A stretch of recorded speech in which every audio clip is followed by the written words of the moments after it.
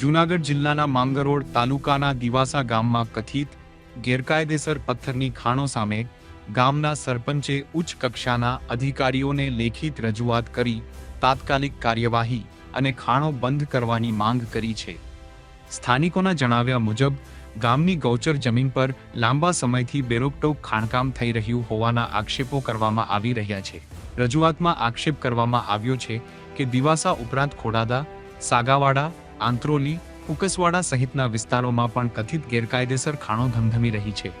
સ્થાનિકોનું કહેવું છે કે ખાણકામના કારણે ગૌચર જમીન અને પર્યાવરણને નુકસાન પહોંચી રહ્યું છે, છતાં અગાઉ કરવામાં આવેલી રજૂઆતો છતાં અસરકારક કાર્યવાહી થઈ નથી। સરપંચની રજૂઆત બાદ સમગ્ર મામલો ફરી ચર્ચામાં આવ્યો છે।